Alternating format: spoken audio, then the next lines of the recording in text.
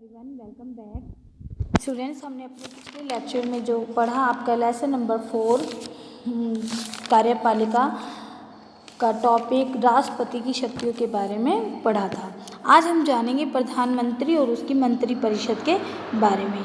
ठीक है, भारत में जो प्रधानमंत्री है इसका सबसे ताकतवर पद होता है और प्रधानमंत्री कहाँ से चुना जाता है? लोकसभा में बहुमत वाले दल का जो नेता होता है वो प्रधानमंत्री बनता है। जब तक इसे बहुमत मिलता रहता है तब तक ये पीएम के पद पर बना रहता है, यानी कि जब तक इसको समर्थन मिलता रहता है तब तक यह प्रधानमंत्री के पद पर रहता है और समर्थन खोने पर यह प्रधानमंत्री का पद खो देता है। ठीक है, इसके साथ साथ प्रधानमंत्री अपने मंत्रिमंडल का प्रधान होता है और वह ही निर्धारित करता है कि उसकी मंत्रिपरिषद में कौन कौन लोग मंत्री होंगे। ठीक है, प्रधानमंत्री क्या होता है? अपने मंत्रिपरिषद का प्रधान होता है और जो मंत्रिपरिषद में मंत्री होते हैं वो प्रधानमंत्री ही निर्धारित करता है और ये जो मंत्री हैं उनको उनकी योग्यता वरीयता के आधार पर मंत्रालय दिए जाते हैं।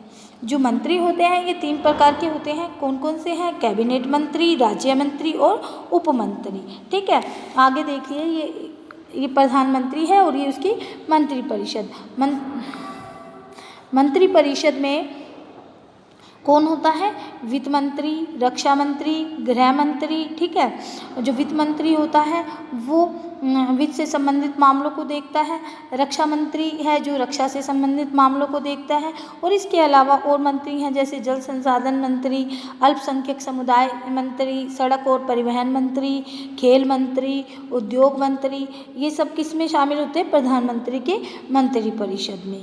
और इसके साथ साथ ही बच्चों राष्ट्रपति को सहायता और सलाह देने के लिए एक मंत्रिपरिषद होती है, उसका प्रधान भी कौन होता है? प्रधानमंत्री होता है।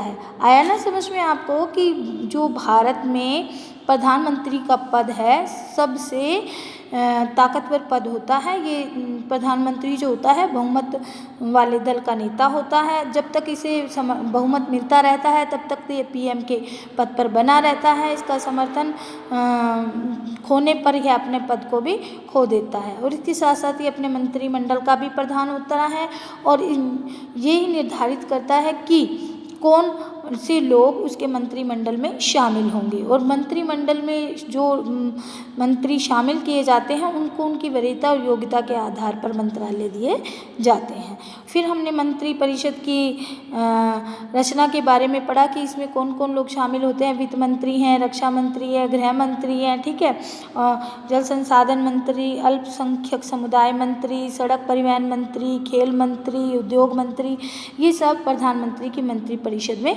शामिल होते हैं। और राष्ट्रपति को सहायता और सलाह देने के लिए भी एक मंत्रिपरिषद होती है। इसका प्रधान कौन होता है? प्रधानमंत्री होता है। प्रधानमंत्री ही बच्चों समस्त परिषद के जो प्रधानमंत्री है और उसकी जो परिषद है उसके लिए संसद का सदस्य होना बहुत ज़रूरी होता है। अगर मान लीजिए कोई संसद का सदस्य हुए बगैर ही कोई व्यक्ति मंत्री या पीएम बन जाता है तो उसे 6 महीने के अंदर अंदर फिर से उसकी सदस्यता लेना अनिवार्य होता है। आई होप जो आज का टॉपिक है आपको अच्छी तरह से समझ में आया होगा। Okay, thank you.